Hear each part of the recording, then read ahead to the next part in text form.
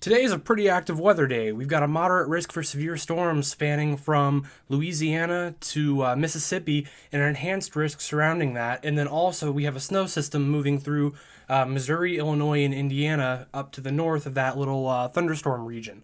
So that's what we're going to be talking about today.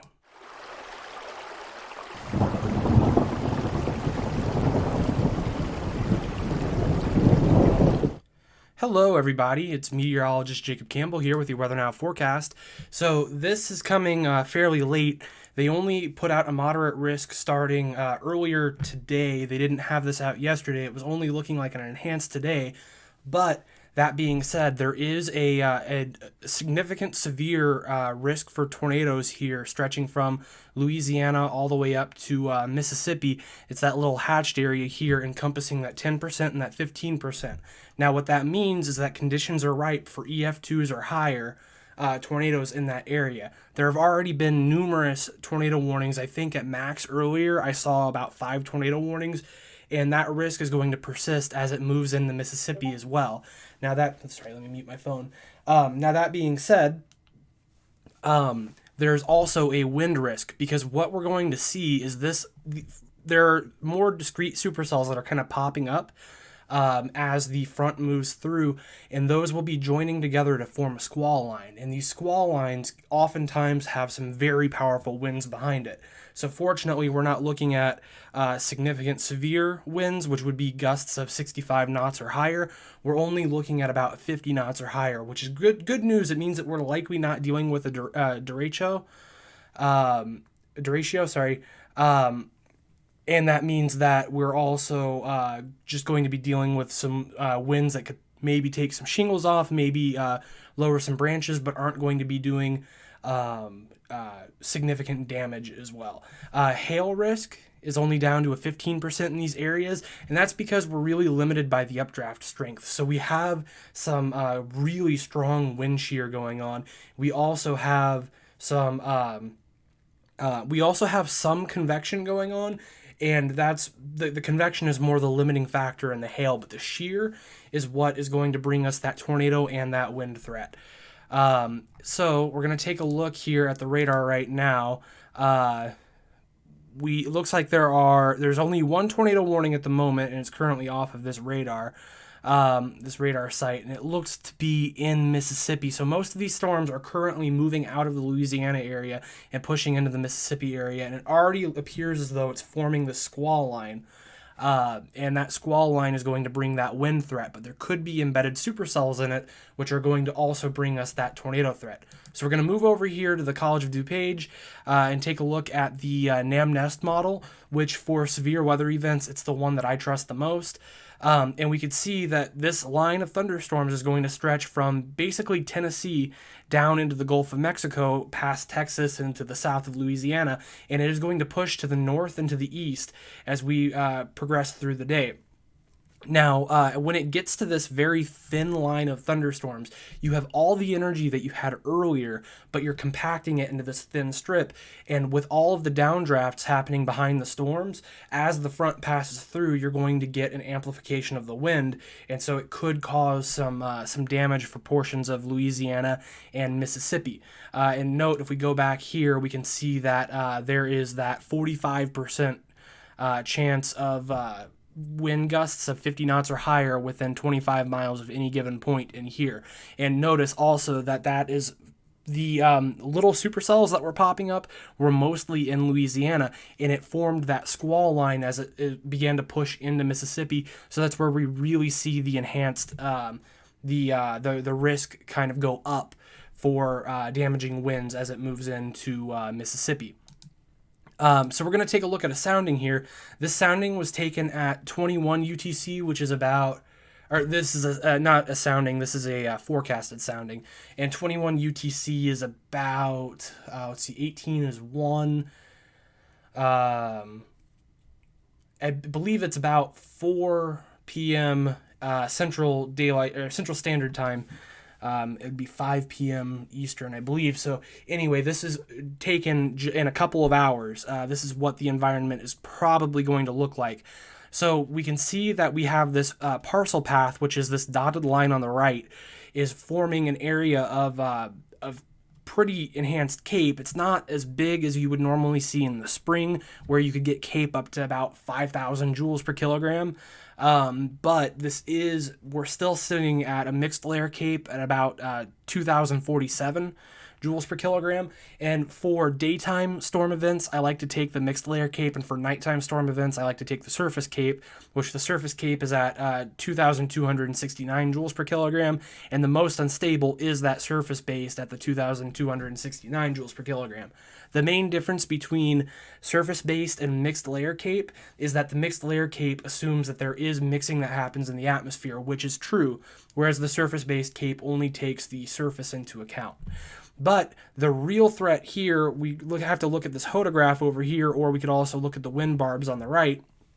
We see a very strong right-hand turn. We start at only 10 knots down here at the surface, moving up just just a kilometer up, you get it to about 50 knots. So that's a 1 to 50 enhancement in speed, and we also have a complete 90-degree turn in that wind over just a kilometer. We move that up to 3 kilometers. The wind does start to die down a little bit as you get above that 1 kilometer mark, but right here around 3 kilometers, we're still seeing wind speeds at about 40 knots, and also continuing to twist to the right. That's going to provide the vorticity, the turning motion in the air that we need in order to see tornadoes. And then that cape over here is going to be the limiting factor on hail. Now, that being said, there will definitely be hail with most of these thunderstorms, but the hail won't be nearly as large as it would be with a higher cape system. If we look over here at the photograph, we definitely see turning. So the way that you read a photograph is each of the little points are wind directions with height taken from the surface. So you can see there is twisting happening as you go further up into the atmosphere. And that is the main threat. That's going to bring the main threat for tornadoes. And then also the nature of the thunderstorms melding together into one squall line is going to bring you that wind threat. Taking a look here at, this is still the NamNest model. This is a mixed layer cape. So we can see that the cape kind of maxes out here in Louisiana at about 2,100 to 2,200 joules per kilogram. And then it really dies off of that as that squall line picks up. So what's going to happen is while that squall line begins to form, and it's already forming as we speak, it will basically take down the tornado and the hail threat, but increase your wind threat. So that's definitely a good sign, because it means that most of the tornado threat is over at this point. Now, that does not mean that the tornado threat is gone. There is still a tornado threat, but we are primarily looking at wind. So you may see a lot of severe thunderstorm warnings along this line of thunderstorms as it pushes into Mississippi and then into Alabama. Taking a look at the significant tornado parameter, we see here at about 20Z, which is in about an hour, I believe. I'm going to upload this video as soon as I'm done recording. But we see the STP really maxes out here around 5 to 7 and 8 and 9 in spots, especially along that cold front. You can see that it really drops off behind the front back here because all of the energy is to the front of it and all of the lift is to the front of it.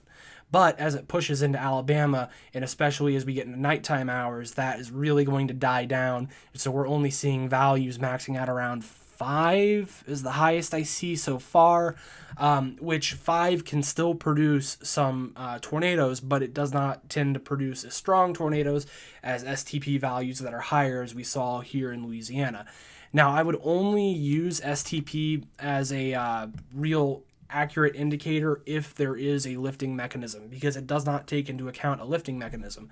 We still see the potential hazard type for that area in Mississippi as PDS tornado. Now, I do want to point out that these are just computer programs telling you, oh, this might be what happens in the area. Just because it says there's going to be a PDS tornado does not mean that there will be. And honestly, when I look at these maps, when I look at these SQTs and the photographs, I completely ignore the potential hazard type, because oftentimes by experience alone, you can tell what type of event you're going to have based on these SQTs.